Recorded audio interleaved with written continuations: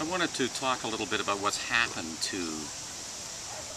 the reading of the Scripture and the way in which the Scripture is used in the last 100 years or so in North America.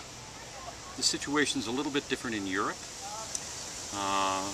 but in North America, in the Western Church in North America,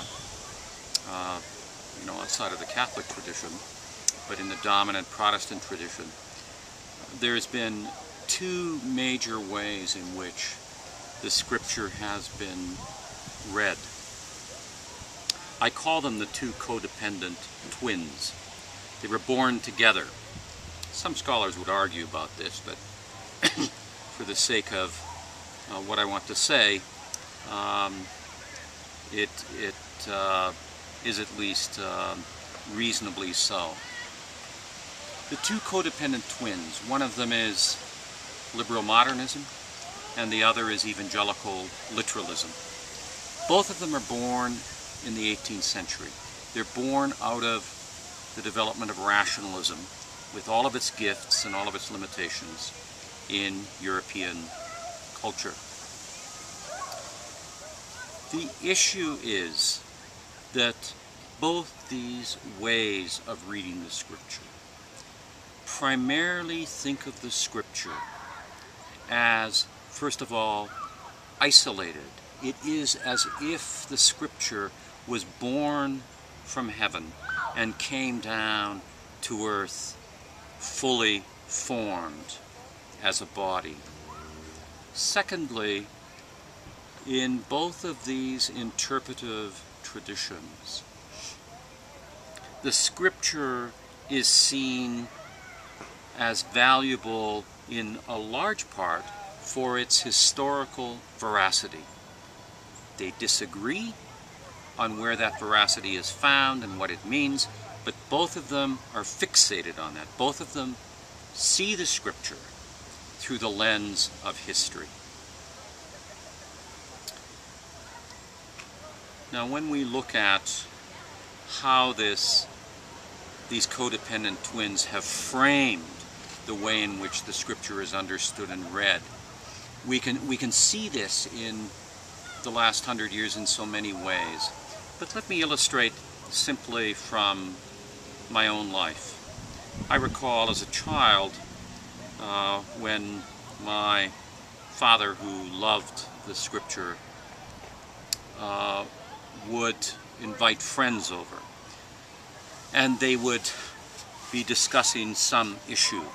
The issue might be a theological one, or it might be a political one. In either case, the Scripture was a common reference point.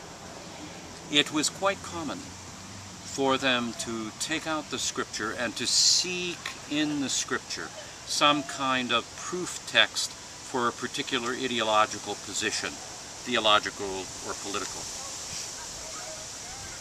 The Scripture used that way, and it is used that way both by evangelical literalists and by liberal modernists. When used that way, the Scripture is the occasion of a mining operation for the sake of scoring points in an apologetic argument.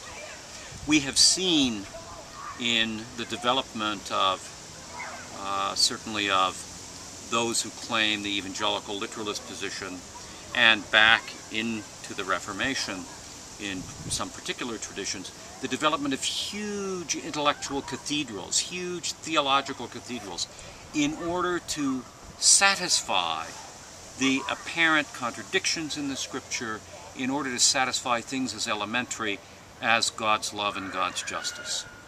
These huge theological cathedrals with these elaborate philosophical and theological arguments made around it.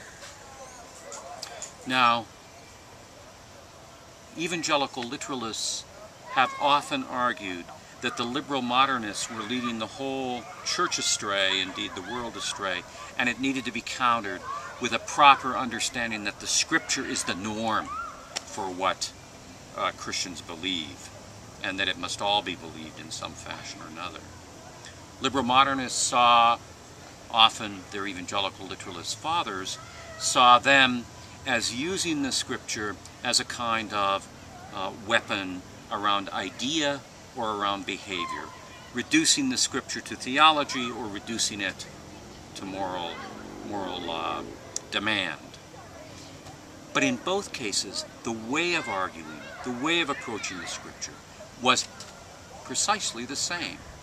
The Scripture was a port of call around abstract argument, a port of call in order to find that which was historically verifiable in order to do battle with the person you disagreed with. It is no small wonder that the Scripture has fallen on such hard times in the churches today because of this long tradition. The other thing, however, I saw as a child with my father was when he would sit down with the Bible in his hand late in the evening and open it up, his stance was entirely different. It was not the stance of proof texting. It was not a mining operation. It was an opening of his heart and his mind to hear what God had to say to him through his word that day.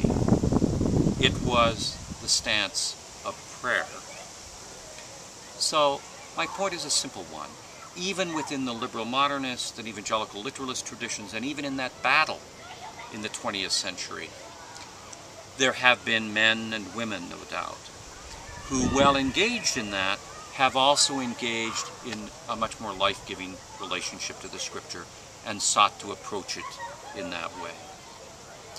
So in the next segment, I will talk about how the Orthodox tradition, the Christian Orthodox tradition, building on its Jewish mother, provides us with a third way, entirely different way. It isn't a way drawn from the 18th century. It isn't a way in which there is simply a response to your deemed enemy, your deemed theological enemy. It is a way that has different roots, different orientation, a whole different purpose.